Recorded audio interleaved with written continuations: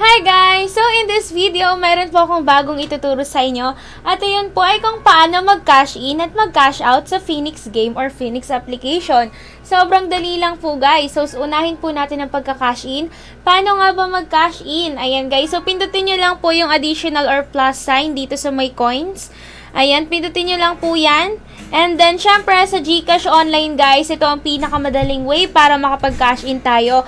Well, pwede rin naman through bank, pero ang ituturo ko sa inyo ngayon ay sa GCash. Ayan, so, pwede tayo mag-cash in ng 100 pesos hanggang 30,000 pesos na halaga po ng gold or ng cash equivalent to gold, guys. Ayan, so, syempre, ayan, itatry muna natin yung 100 pesos. So, syempre guys, okay na ang current GCash account ko. Pero kung gusto nyo baguhin, pindutin nyo lang yung change. Ayan, at ilagay ang GCash number nyo. Example, 09, ayan, 12345678990. Ayan, tapos send OTP lang. Pagka-pindot nyo po ng send, syempre meron po magte-text sa inyo.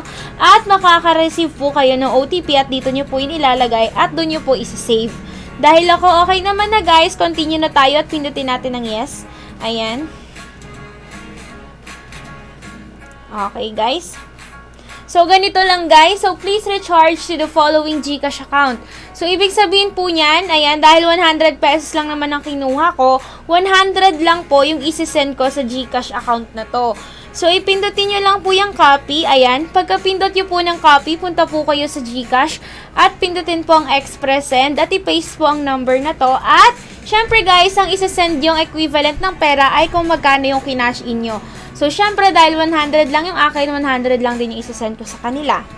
Ayan guys. So, after nyo mag-cash in, ayan, after nyo mag-send sa GCash number na pinagsendan nyo, eto na guys, automatic na pong lalabas or magre-reflect yung gold sa account ninyo. Syempre guys, kailangan nyo munang i-restart yung application ninyo. Okay guys, at syempre, ganun lang kadali mag-cash in. Proceed naman tayo sa pagka-cash out.